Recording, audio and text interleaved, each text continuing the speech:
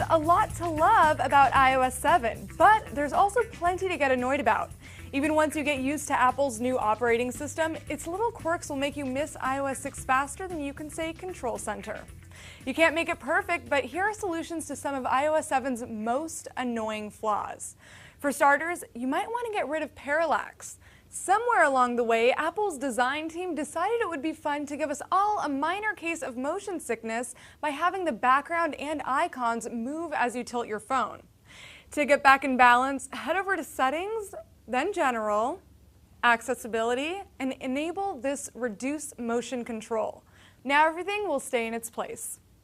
That's not the only poor design choice Apple made, though. The entire interface is blanketed with white backgrounds and small, hard-to-read font. And in typical Apple fashion, we don't have alternative themes to choose from. But there is a workaround. First, you can increase the system-wide font size in General Settings under Text Size.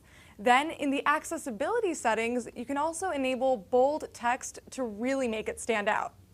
Now, you can't really fix the issue of the bright white backgrounds, but if you're browsing your phone at night and you need to tone it down a bit, enable invert colors in that same settings window.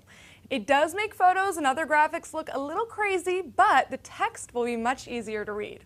You probably noticed that your notification center is a lot more crowded in iOS 7. It can't go back to the way it was, but you can cut back on the clutter. Just head to Settings, Notification Center, and uncheck Today View, Today Summary, and Tomorrow Summary. You can also turn off the Calendar Day View if it's taking too much space. Now, when you swipe down from the top, you'll see only the things that matter most to you. Control Center is awesome because it finally lets us get to common settings without opening the Settings app. It's convenient, but also much too easy to accidentally open when you're playing games or even scrolling.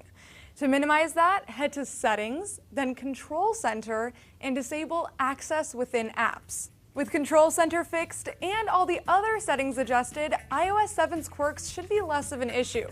If you have any questions or tips of your own, hit me up on Twitter and check out howto.cnet.com for more iOS 7 tips. For CNET, I'm Sharon Vaknin.